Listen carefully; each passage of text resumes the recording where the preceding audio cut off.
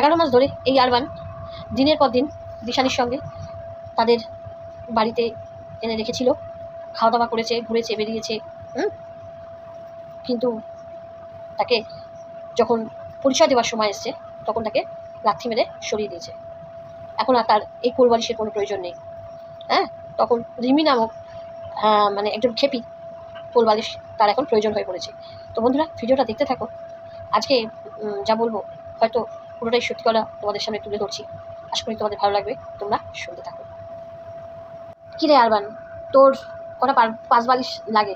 মানে ডানে বাঁয়ে তো লাগেই, মাথায়ও এখন লাগাবি নাকি? মানে পায়ের তলায়ও পাঁচ বালিশ দিয়ে ঘুমাবি নাকি? 11 মাস একটা মেয়ের সঙ্গে মেলামেশা করে তার সঙ্গে খাওয়া, শোয়া, বসা, তাদের বাড়ি তাকে তোদের বাড়িতে এন্ট্রি দেওয়া, গল্প করা, হোলি খেলা, পাহাড়ে যাওয়া, এত কিছু করার পর তোর মনে হয় যে আরেকজন মেয়ে যার সঙ্গে তোর এখনো ডিভোর্স হয়নি সে তোর বাড়িতে হঠাৎ করে চলে এলো, আর তুই তাকে বার তো করতে পারলি না, উল্টে যার সঙ্গে এতদিন মেলামেশা করেছিস 11 মাস, এই ব্রেকিংয়ে তাকে হাঁটিয়ে দিলি।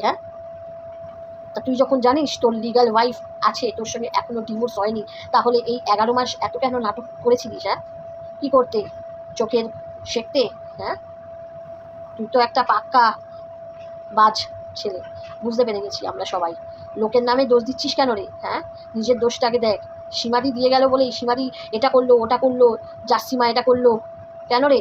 নিজের ইচ্ছা না থাকলে আমার ঘরে আমি তাকে এতদিন ধরে রেখে দেবো, তার সঙ্গে ভিডিও করব, তার সাথে কথা বলবো, সেগুলো দেখাবো, হেসে হেসে ভিডিও করব, আর 11 মাস ধরে যে মেয়েটা তোর সঙ্গে ছিল তার অবস্থাটা দেখ। লজ্জা করে না? তোর লজ্জা করে না রে? তুই তো দুটো মেয়ের জীবন খেয়ে বসে রয়েছিস। তোর না জানি আর কি করতিস যদি এরা না থাকতো। তোর তো সাবস্টিটিউট সবসময় চাই, নয় রিমি নয় দিশানি, নয় রিমি নয় দিশানি। রিমি চলে গেলেই দিশানি এন্ট্রি, আর তারপরে যেই রিমি এসে যায় তখন হয়ে যায় রিমি তোর লিগাল লাইফ, আর দিশানিকে লাথি মেরে সরিয়ে দিস।